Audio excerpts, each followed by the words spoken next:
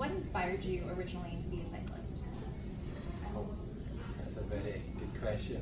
It was 2015. I went through a really dark period in my life, and my girlfriend and I had broken up.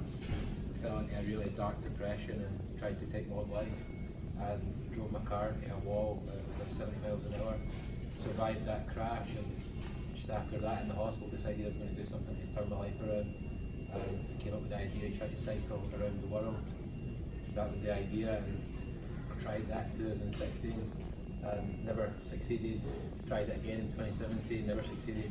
Ended up having about 4 or 5 attempts at cycling around the world and never managed to finish. And then at the end of 2019, my father passed away and was fell into depression again, and I decided to get back on the bike, and this year I decided to go for another attempt at cycling around the world, and I was almost finished and got hit by a car in Texas. So, Going 70 miles an hour. yeah.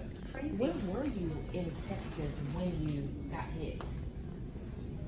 I was on the road, the Highway 36 between Gatesville and Temple. And what did cops tell you? All I was told was that I was hit by a car going 70 miles an hour from behind, and I flew 50 feet off the bike, and there was a helicopter that came. I can remember being in the helicopter and was taken to this hospital here. The helicopter had a long list of injuries, which included about 10 broken ribs, broken heel bone, broken ankle, fracture of my pelvis, got a damaged artery going into my brain, and yeah, that's just a few. I feel like your spirit isn't injured at all, though. No, I feel great. I'm in a lot of pain physically, but mentally and emotionally and spiritually, I just feel great. Yeah, I just feel very lucky to be alive. It's 2 70-mile-an-hour car crashes that I've survived, so I feel pretty invincible. So what's next? I need to finish this cycle, so I'm going to recover here, and when I'm fit and well, I will get back on the bike and finish my cycle across America, and finish cycling around the world. So you're unexpectedly staying in Texas. I feel like you have a lot of Texas pride you're wearing right now. Yeah, so what you're seeing right now, this is my new Texas cycling jersey. So when I came to the hospital, the staff in the emergency room had to cut my jersey off me. And that's a jersey that was very sentimental to me, it meant a lot to me. I've worn it all year on this attempt, and so they went and got me a special Texas cycle jersey, and they've all signed it here, so I've now got a new jersey. So I love it. And how many, how long has the journey been? So how many different, I feel like you did all of Australia, how many continents have you crossed? So this year in 2019, I have cycled about 15,000 miles through about 25 countries on 4 continents. Started in Scotland on April the 14th, cycled across Europe, then across Asia, then across Australia, and then I was just going across America, and I was 5 days from finishing in Florida when I got hit.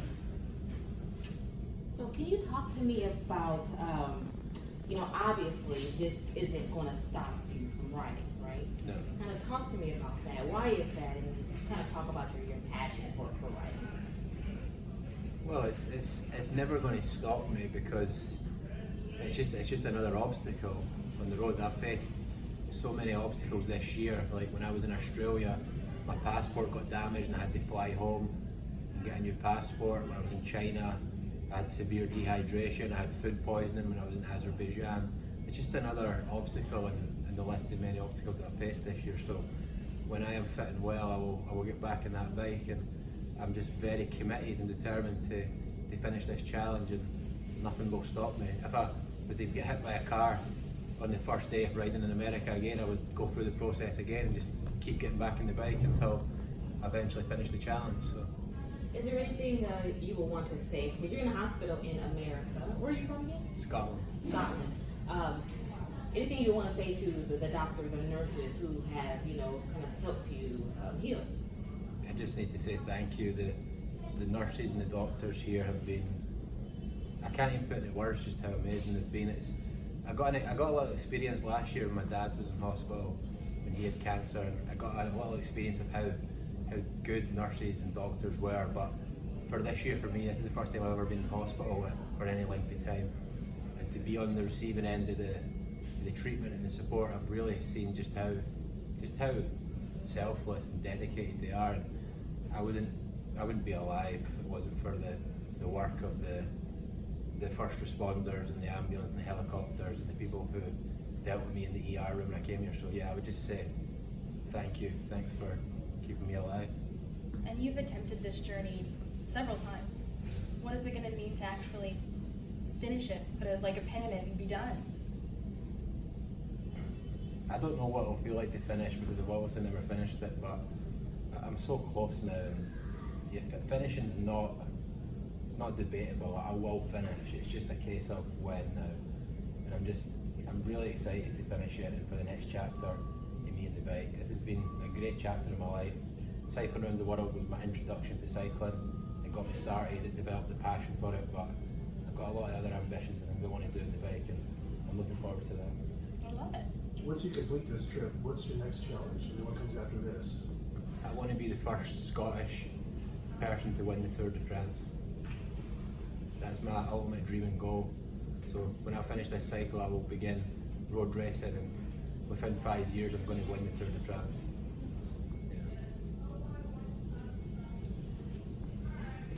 I love it. I think that's enough. That's it for me. Oh, I was just gonna ask, how has been support from your friends, your family, and everything? Yeah, it's been social media has just kind of exploded for me in the last week. There's been so many people messaging and commenting, and a lot of that's back home.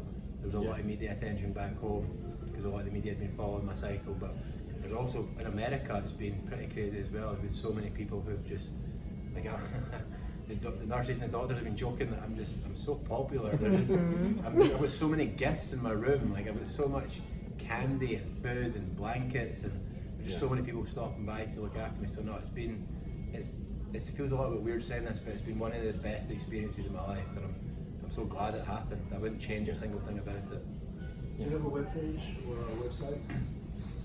If you just go to social media on Facebook or Instagram or Twitter, I'm Josh Quigley 92, and I've been putting daily video blogs in there, just documenting my journey in rehabilitation. And do we have permission to use some of that? Yeah, you can use anything that's on my social media. Yeah. All right, Thank you. And I was also gonna ask, with yesterday's Christmas, did you get to talk to your family and everything? Yeah.